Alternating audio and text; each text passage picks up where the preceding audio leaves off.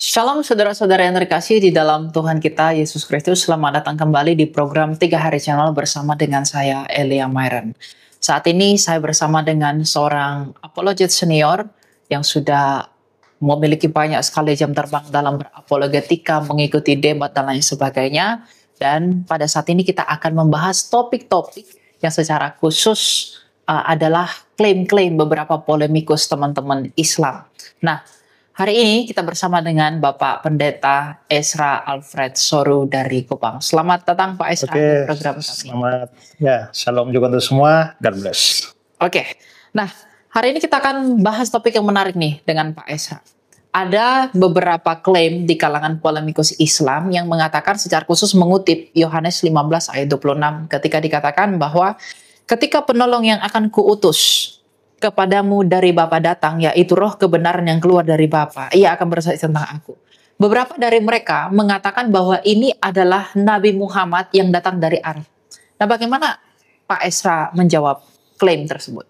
Ya, memang banyak juga yang berpandangan demikian, tapi kalau sepengetahuan saya, itu semua tuh ngekor saja pandangan dari seorang polemikus Islam masa lalu, almarhum, yaitu Ahmad Deedat. Jadi sebenarnya itu teori itu datang pertama kali, penafsiran dari pertama kali dari Ahmad Deedat. Nah, kebetulan saya ada kutipan dari bukunya itu ya, Combat Kit. Dia bilang dalam kitab suci Al-Quran, Allah yang Maha Kuasa menempatkan nama Ahmad yang merupakan nama lain dari Muhammad dalam mulut Yesus. Nama yang paling umum diterima oleh umat Kristen adalah penghibur. Lalu di bagian yang lain dia bilang kenyataannya secara keinjilan kata roh, kan kita Roh Kudus ya, digunakan secara sinonim dengan nabi oleh penulis yang sama dalam 1 Yohanes 4 ayat 1. Di sini roh kebenaran akan menjadi nabi kebenaran. Seorang nabi yang padanya kebenaran dipersonifikasikan. Dia menjalani seluruh hidupnya dengan begitu terhormat dan tekun. Dia telah mendapatkan gelar mulia as-sadiq, orang yang jujur, al-amin, jujur, lurus, dapat dipercaya. Bahkan dari para penyembah berhala di negaranya. Orang yang dapat dipercaya yang tidak pernah berbohong. Hidupnya, kepribadiannya, serta ajarannya benar-benar membuktikan bahwa Muhammad adalah penjelmaan dari kebenaran. Al-amin, roh kebenaran. Nah, jadi itu sebenarnya asal muasalnya itu justru dari Ahmad Deedat ini. Polemikus Islam. Ya. Nah, lalu akhirnya diikuti dan itu kan dianggap hebat ya. Dan pada zaman itu masih jarang muncul apologet-apologet Kristen yang terkenal. Jadi Deedat ini yang kelihatannya berkibar. Ya, apalagi dia dalam perdebatan terkenal dengan Anies Soros. Ya. Nah, tapi sebenarnya begini, kalau kita melihat nih rasanya aneh dengan pandangan demikian karena salah satu ciri mereka itu adalah mengais-ngais kitab suci kita ya, untuk mencari dukungan bagi nabi mereka atau ajaran mereka. Dan salah satunya adalah mereka mencari nubuatan tentang nabi mereka tuh di dalam kitab suci kita dan seringkali memaksa ayat-ayat Alkitab kita. Tanda kutip memperkosa ayat-ayat Alkitab kita supaya dibelokkan ke arah nabi mereka. Padahal kunci sebenarnya ini adalah bahwa memahami konteks. Nah, sekarang saya mau tanggapi dulu ya. Tadi Deedat bilang bahwa mengapa roh kebenaran itu kok diidentikan dengan nabi. Ya, karena dia bilang bahwa penulis yang sama yaitu Rasul Yohanes di 1 Yohanes 4 ayat 1 itu mengidentikan nabi dengan roh. Nah, kalau kita lihat 1 Yohanes 4 ayat 1. 1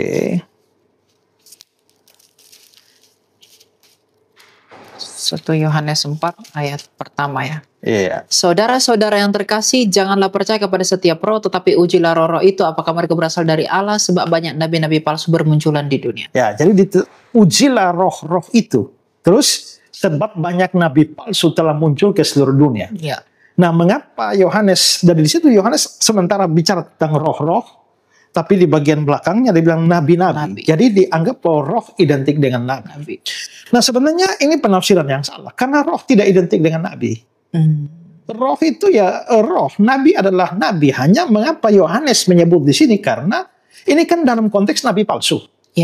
Dan menurut Yohanes, nabi palsu itu sebenarnya yang memberikan ajaran sesat. Itu sebenarnya dari mana asalnya? Ya dari roh-roh penyesat itu yang ada di belakang dia. Jadi maksudnya adalah bahwa Nabi itu berbicara. Tapi sebenarnya adalah ada roh penyesat. Atau kalau kita bicara dalam konteks lebih luas, sebenarnya di balik penyesatan itu kan iblis. Iblis, ya. Jadi sebenarnya ada iblis di balik nabi-nabi palsu. Nabi-nabi palsu. Jadi iblis ya iblis, nabi ya nabi. Jadi tidak berarti dari ayat ini bahwa berarti roh identik dengan nabi. Mungkin bisa dikatakan bahwa roh jahat ini atau iblis ini yang bekerja di balik pekerjaan nabi palsu ini. Iya, kalau saya bekerja di balik Elia, berarti tidak berarti bahwa saya adalah Elia, Elia adalah saya. Oke, ya kan? Ya. Hanya oknum di balik itu saja. Ya. Nah, karena itu sampai nanti akhirnya dia bilang bahwa roh kebenaran itu, roh itu identik dengan nabi, pengertian sudah salah. Iya. Ya. Itu hal pertama. Lalu hal yang kedua, mengapa saya juga baca ya, mengapa sampai mereka bisa menafsirkan bahwa roh penghibur. Itu karena di dalam bahasa Yunani kan parakletos. Lalu mereka bilang bahwa parakletos bisa dibaca periklitos. Lalu periklitos itu artinya yang terpuji. Yang terpuji itu dalam bahasa Arabnya Ahmad. Dan Ahmad itu adalah nama pendek atau nama lain dari Muhammad. Jadi saya lihat ini lucu sekali, tariknya kejauhan. Itu pertama, dasar apa mengatakan bahwa parakletos itu bisa dibaca periklitos? Kita clearkan dulu nih Pak. Kalau perikletos itu artinya yang terpuji, kalau parakletos ini artinya? Parakletos itu artinya secara harfiah itu berarti seorang yang dipanggil untuk mendampingi di sebelah. Dalam dunia hukum itu disebut sebagai advokat.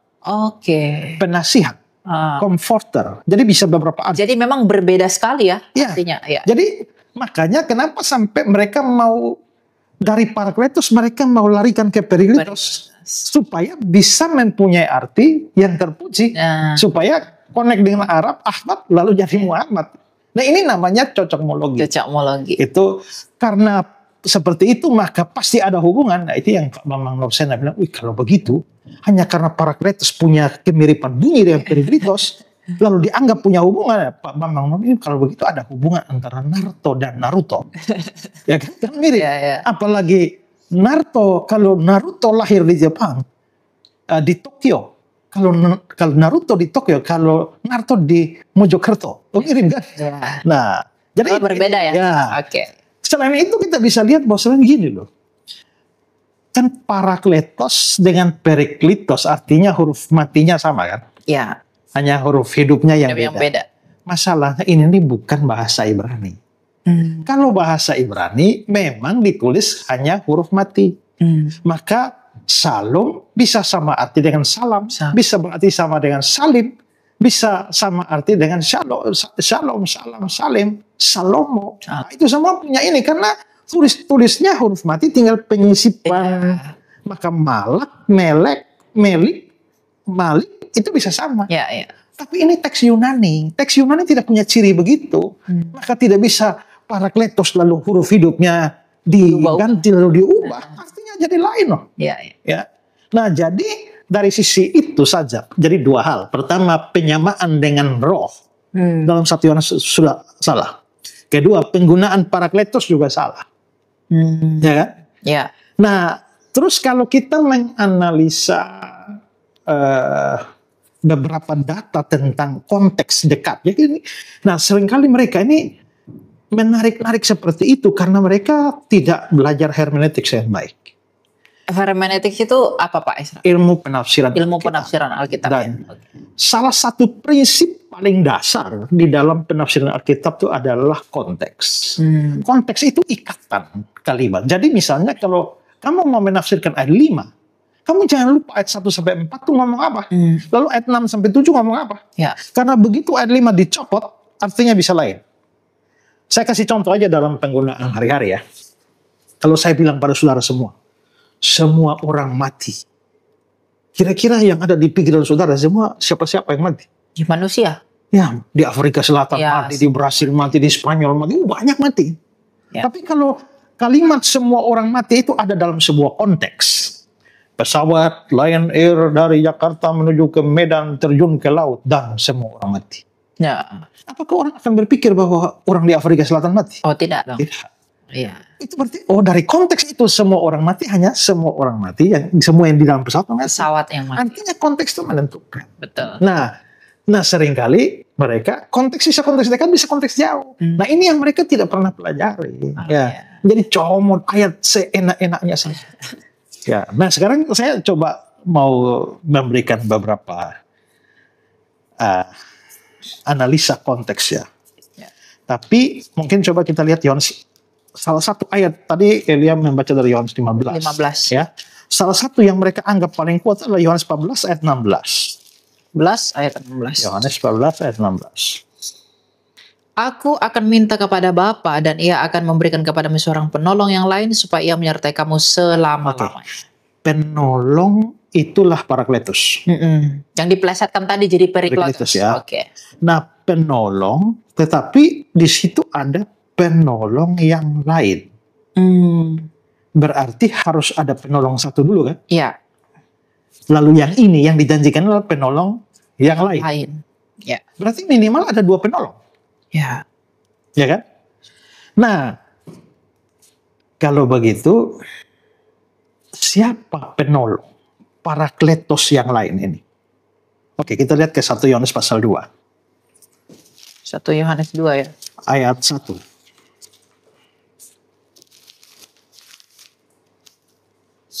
Yohanes 2 ayat 1. 1 Yohanes 2 ayat 1. Ya. Anak-anakku, hal-hal ini kutuliskan kepada kamu supaya kamu jangan berbuat dosa. Namun jika seorang berbuat dosa, kita mempunyai seorang pengantara kepada Bapa, yaitu Yesus Kristus yang adil. Kita mempunyai seorang pengantara. Di situ di Alkitab Indonesia diterjemahkan pengantara, padahal aslinya Parakletos. Parakletos, penolong juga. Penolong juga. Oke. Ayat 2-nya. Dialah pendamaian untuk segala dosa kita dan bukan untuk dosa kita saja, tetapi juga untuk dosa seluruh dunia. Berarti sebenarnya di situ Yesus adalah Parakletos. Ya. Dan Parakletosnya Yesus itu dikaitkan dengan pendamaian dosa dunia. Ya. Artinya Parakletos di situ dia berkaitan dengan penebusan dosa, dan kita tahu konsep penebusan dosa, yang harus menebus orang berdosa nggak boleh berdosa. Ya. Berarti Parakletos di situ kudus. Kudus, betul. Okay? Ya. Nah, terus kembali ke Yohanes 14 ayat 16, aku akan memberikan kepadamu seorang Parakletos yang lain. Nah, kata yang lain ini di dalam bahasa Yunani ada 2 kata yang sama-sama berarti yang lain. Yang pertama namanya alos. Alos itu yang lain tapi dari jenis yang sama. Ini ya, 1 gelas air. Ada yang lain, yaitu ini. Ini pakai alos. Ya, tapi jenisnya sama kan? Ya, sama-sama gelas. Gelas, ya. Berarti jenisnya sama, itu alos. Tapi kalau ada di sini terus ada yang lain, ini yang lain. Tapi karena ini gelas, ini bunga, maka ini tidak sama. Jenisnya tidak sama. Maka ini kata Yunaninya heteros. Heteros, ya. Nah, di sini Yohanes 14:16 ada seorang Parakletos yang alos. Berarti Parakletos yang di sini jenisnya mesti sama dengan yang di 1 Yohanes 2 tadi itu. Nah, yang di 1 Yohanes 2 itu Yesus, dan kita lihat dia kudus. Ya. Maka yang di sini Parakletos yang ini karena alos dia harus kudus. Dia harus kudus. Sama seperti Yesus yang adalah Parakletos. Nah, karena itu maka namanya juga Roh Kudus, ya kudus kan? Pasti kudus. Nah, pertanyaannya sekarang, kalau itu Muhammad, apakah Muhammad kudus? Ya. Kalau itu Muhammad, apakah Muhammad itu kudus? Ya. Gitu. Karena kalau itu Muhammad, dia harus punya sifat yang sama dengan Parakletos yang sebelumnya di 1 Yohanes 2 ayat 1. Yang menjanjikan yang lain ini. Oke. Ya. Jadi yang menjadi penebus dan dia sendiri tidak berdosa. Nah, Muhammad tidak memenuhi kriteria itu. Ya. Nah, ini kalau kita bicara teologis ya. Sekarang kita masuk kepada konteks yang lebih sempit. Ya. Itu kan Yohanes 14 ayat 6. Ya. 1 ayat setelah itu. 17. Yohanes 14 ayat 17. Yaitu roh kebenaran, dunia tidak dapat menerima dia sebab dunia tidak melihat dia dan tidak mengenal dia. Namun kamu mengenal dia sebab ia menyertai kamu dan akan tinggal di dalam kamu. Ini konteks dekat Yesus bicara pada murid-muridnya. Betul. kamu mengenal dia. Ya. Kapan Petrus kenal Muhammad? Gitu. Kapan Rasul Yohanes kenal Ya. Muhammad? Karena Ya, ini betul. sudah kacau dia. Ya. Terus dia menyertai kamu. Kalau dia di sini itu adalah Muhammad, berarti Muhammad menyertai Yohanes, Ya. Muhammad menyertai Petrus, Muhammad menyertai. Pertanyaannya sejak kapan? Oh, sejak kapan? Ya. Dia aja belum muncul, bagaimana dia bisa menyertai kan? Iya, iya, iya. Dan yang lebih fatal adalah dan akan diam di dalam kamu. Apakah Muhammad ada di dalam hati Petrus, Yohanes, Yakobus, ya? Nah, Ya, ya. Thomas dan lain-lain.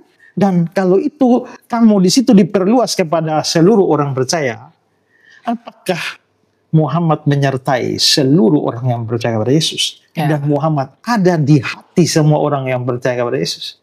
Ya. Itu menjadi tidak memungkinkan. Ya. Sekarang, tadi kan saya bilang konteksnya, tadi kita maju satu ayat. Ya. Sekarang coba mundur ke ayat 14. Jika kamu meminta sesuatu kepadaku dalam namaku, aku akan melakukannya. Pasal 16. 16. Pasal 16 ayat 14. Oke. Kita maju ke pasal 16. Ayat 14. Ya. Ia akan memuliakan aku sebab ia akan memberitakan kepadamu apa yang diterimanya dari aku. Jadi Parakletos itu akan memuliakan aku, memuliakan Yesus. Muhammad memuliakan Yesus kah? Oh ya. Dia tidak pernah ketemu Yesus, bagaimana ia memuliakan Yesus? Ya. Tapi begini, Pak Esa. Walaupun dia nggak ketemu kan, kalau dia tahu kemudian hari kan dia bisa mungkin kayak kita kan memuliakan Yesus walaupun kita nggak ketemu kan. Ya. Tapi yang disebut memuliakan sekarang ini, misalnya ini ada Pak Prabowo ya, Ya. dia presiden. Lalu saya menghormati dia, Pak, ini menteri yang hebat. Itu walaupun memuji Bapak hebat, tapi dia presiden disebut sebagai menteri. Itu bukan penghormatan, itu penghinaan, itu menurunkan. Ya. Kalau Yesus adalah Tuhan, sedangkan Muhammad memuliakan dia hanya sebagai nabi, itu sebenarnya merendahkan seseorang. Pak Prabowo, Pak ini menteri yang hebat. Dia bisa tersinggung, dia bukan menteri itu. Betul. Dia presiden, ya. Nah, terus dia memuliakan aku terus. Ia akan memuliakan aku sebab ia memberitakan kepadamu apa yang diterimanya dari aku. Ada data apa Muhammad menerima dan melanjutkan pengajaran Yesus? Ada data apa Muhammad melanjutkan dan menerima pengajaran Yesus? Nah, ini nih jadi pertanyaan nih buat mereka nih, Pak. Justru yang terjadi adalah ajarannya dia kok lain semua dari yang Yesus ajar. Oke. Ya. Kalau dia memang adalah yang dinubuatkan di sini, kok kita tidak menemukan ada ciri ajaran Yesus seperti dalam kitab suci yang dilanjutkan oleh beliau? Ya. Malah beliau mengajarkan banyak hal yang lain.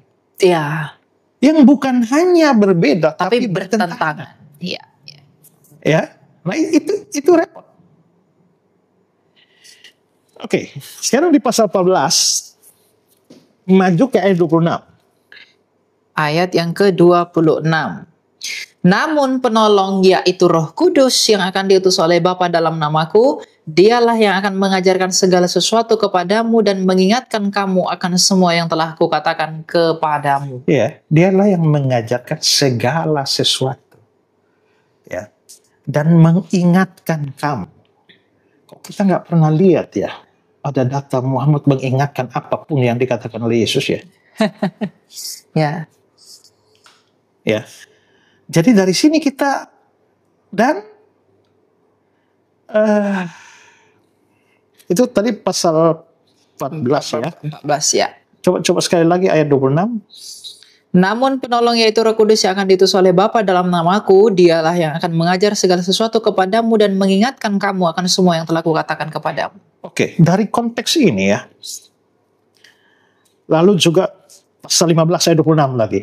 Ayat 26 pasal ke-15. Ketika penolong yang akan kutus kepadamu dari Bapa datang, yaitu Roh kebenaran yang keluar dari Bapa, ia akan bersaksi tentang aku. Yang bersaksi tentang aku. Aku mengajar begini. Aku adalah Esra. Ya. Kalau kamu datang dan bersaksi tentang aku, kamu omong aku lain dari yang Esra sesungguhnya. Ya. Kamu bersaksi tentang aku, kamu menyangkali aku. Menyangkal. Betul. Dan menurut saya Muhammad menyangkali Yesus. Dengan pengajaran. Ya. Bukan bersaksi tentang Yesus. Betul. Kalau kesaksian dari kitab suci, bahkan rasul-rasulnya Yesus yang tiap hari makan, tidur, bangun dengan semua seragam Yesus Tuhan, Yesus Allah. Tiba-tiba datang seseorang yang dijanjikan dan dia hanya nabi. Masa itu bersaksi tentang Yesus? Ya. Itu lain. Dan ingat bahwa konteks dari Yohanes 14, 15, 16 yang kita baca ini, Yesus menjanjikan penghibur. Karena, coba, pasal 14 ayat 1 coba. Janganlah gelisah hatimu, percayalah kepada Allah, percayalah juga kepadaku. Berarti mereka lagi gelisah tuh, murid-murid. Udah? Maka seluruh pasal 14 ini dibicarakan dalam rangka mengatasi kegelisahan murid-murid. Kegelisahan murid. Kenapa kok mereka gelisah? Karena Yesus bicara bahwa dia akan pergi. Pergi di sini punya dua tafsiran. Mati. Atau dia bicara tentang keseluruhan pelayanan selesai dan dia akan pergi. Pergi ke surga. Pergi ke surga. Ya. Nah, untuk mengatasi kegelisahan, dan kalian bilang, kamu jangan gelisah ya. Aku pergi, tapi aku akan kirim seorang penolong yang lain yang jenisnya sama dengan aku. Ya kan?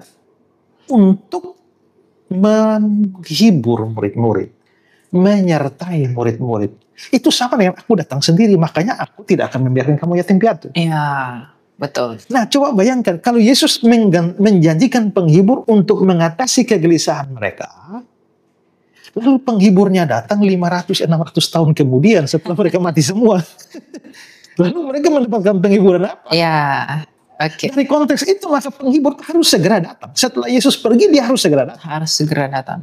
Dan itu cocok dengan Roh Kudus karena begitu Yesus naik ke surga, dia langsung datang. Langsung datang 10 hari kemudian. Iya.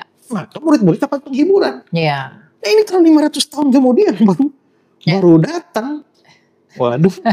Penghiburan apa yang diberikan untuk mengatasi kegelisahan para murid ya. Karena konteksnya ini mengatasi kegelisahan murid. Nah, jadi inilah namanya kalau hermeneutis itulah konteks. Nah, jadi kelihatannya mereka nih nggak terlalu ngerti konteks, bukan nggak terlalu ngerti sama sekali nggak ngerti. Sama sekali. Ya. Lalu akhirnya yang penting ada yang ayat yang kira-kira bisa ditarik ke Muhammad, itu sudah. Gitu. Okay. Ya. Baik, jadi teman-teman dari penjabaran Pak Esra tadi luar biasa ya. Kita melihat bahwa klaim yang mengatakan bahwa roh kebenaran, roh penghibur dalam Alkitab itu hanyalah klaim yang muncul tanpa pengertian yang benar. Yang pertama sudah salah kaprah adanya persamaan antara roh dan nabi. Yang kedua juga sudah salah tentang pemelesetan kata parakletos dan perikletos yang memang punya makna yang berbeda. Lalu yang paling penting, mereka yang mengklaim bahwa roh penghibur, roh kebenaran ini adalah Muhammad, itu karena mereka tidak melihat konteks. Seperti yang kita pelajari tadi, ada konteks dekat, ada konteks jauh. Yang paling penting, yang bisa kita tarik dari hal ini sebagai kesimpulan kita adalah roh kebenaran ini dikatakan bahwa ia adalah seorang penolong yang lain, yang sejenis dengan Kristus, yang sejenis dengan Yesus Kristus. Artinya kalau Tuhan Yesus tidak bernoda, Tuhan Yesus tidak berdosa, maka penolong yang lain pun ini tidak boleh berdosa. Nah pertanyaannya, apakah Muhammad tidak berdosa? Apakah Muhammad juga tidak bernoda? Lalu yang berikutnya, kalau penolong yang lain ini, yang akan datang sebagai penghibur ini adalah sebagai jawaban atas kegelisahan hati para murid. Pertanyaannya, apakah Muhammad ini memang datang untuk menjawab kegelisahan para murid? Sedangkan Muhammad sendiri datang ya kurang lebih 700 tahun setelah Yesus Kristus datang ke dunia ini. Dan yang paling penting adalah roh kebenaran penghibur yang dimaksudkan oleh Tuhan Yesus ini dikatakan akan diam di dalam para murid. Nah pertanyaannya, Muhammad aja belum datang, bagaimana dia bisa diam?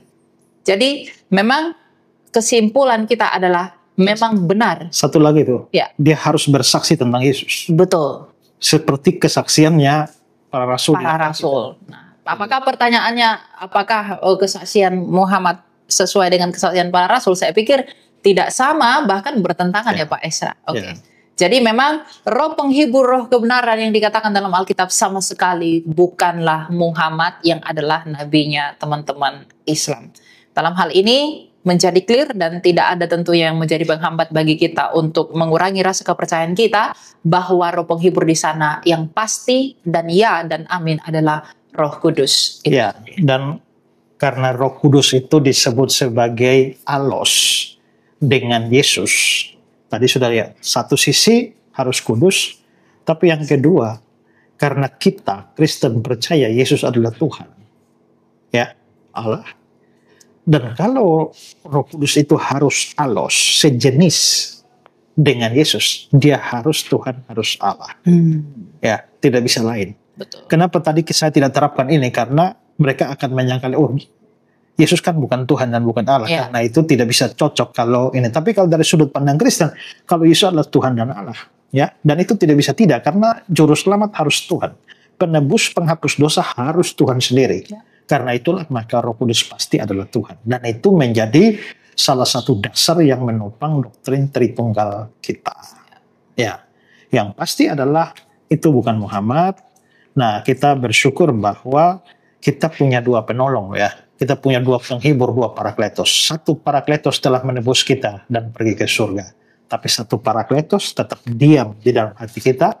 Dan ingat, kesaksian benar dari Roh Kudus harus memuliakan Yesus. Ya. Dan kita juga bisa melihat bahwa Roh Kudus bisa menyertai selama-lamanya. Karena dia Tuhan. Nah, kalau yang satu ini bagaimana menyertai selama-lamanya? Dia nggak bisa menyertai orang-orang yang sebelum dia. Dan lalu setelah dia mati, sesudah dia bagaimana dia menyertainya? Ya. Tapi kalau Roh Kudus adalah Allah, ya dia pasti bisa menyertai selama. Karena memang dikatakan ia akan menyertai kamu selama-lamanya. Ya. Baik teman-teman, saya pikir tidak ada keraguan bagi kita untuk percaya bahwa roh kebenaran yang dikatakan di sini adalah Roh Kudus itu sendiri yang adalah Tuhan dan Allah kita, yang adalah pribadi ketiga dari Allah Tritunggal, dan yang paling penting itu bukanlah Muhammad. Demikian yang dapat kami sampaikan bersama dengan Pak Ezra Albert Soru pada hari ini. Jangan lupa untuk pantengin selalu konten-konten kita di program 3 Hari Channel agar iman kita semakin kuat dan semakin bertumbuh dalam Kristus. Tuhan berkati dan shalom.